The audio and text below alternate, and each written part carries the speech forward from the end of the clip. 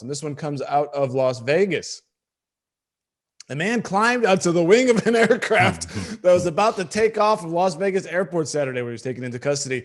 This was a flight from Las Vegas to Portland. You know, you're sitting there, Zach, you're getting ready. All right, you know, I kind of hate flying. I got to go through these COVID procedures.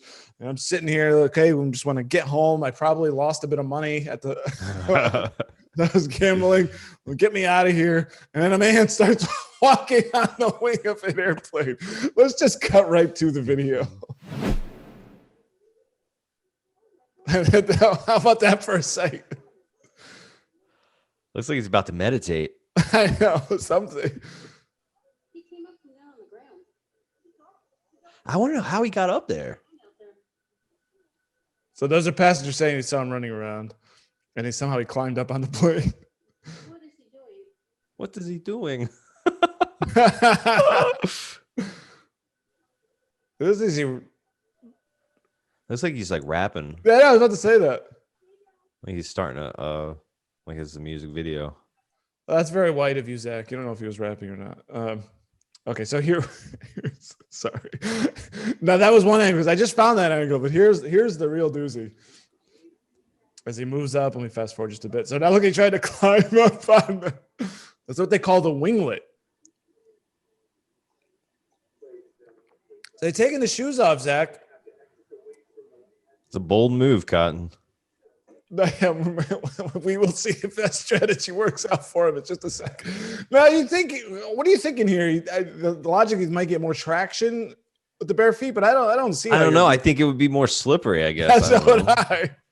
Maybe he's thinking he'll have more dexterity, like with using his toes or something like that. What is he going to clamp onto the wing? Yeah. I mean, I don't know. He might. Oh man!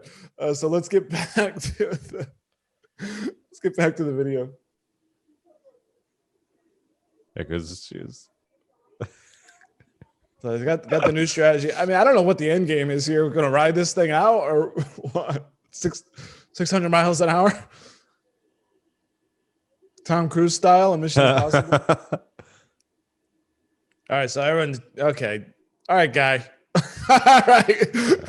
Let's come down now. Like this part, the guys come after him on the wing. Yeah. And kablookie. Oh, glorious. That is not a tiny drop, Zach. No, it's not. Those wings sit high up. I mean, that's why you have to get on a step ladder to get into an airplane if you have to get on them from like the ground. Have you ever done that? Mm-hmm. Yeah, when we flew into Bermuda for a work conference, there was no, what is it called? The fucking thing you walk down to get on the plane. Tarmac? Whatever. Yeah, they didn't have that. You had to actually walk out from the airport. You actually had to walk out next to the plane and then go up those steps, the steps that they like wheel up to the plane. Yeah, like an Arrested Development. Yeah, or like, I don't know, when you see like the president get off like a private jet and walk down the steps, you know, the classic pic. Yeah, it was like something like that. Does that feel weird? Yeah, it did. Kind of felt special, like you were getting on a private jet or something. Oh yeah, that's cool. I've never done the stairs. I think you definitely must have given you a little bit of because I never been on the ground to actually see one. You must have been in awe of it a bit, right? Yeah, you're walking up the steps and you're just like, oh shit, it's higher up than you really think about. So the man was obviously arrested. Didn't say, you know, I'm always surprised of how resilient the human body is because I just assume if I'm going to fall from the height, I'm going to die. Yeah. I mean, particularly on the concrete, right? I'd be like, how do you survive that?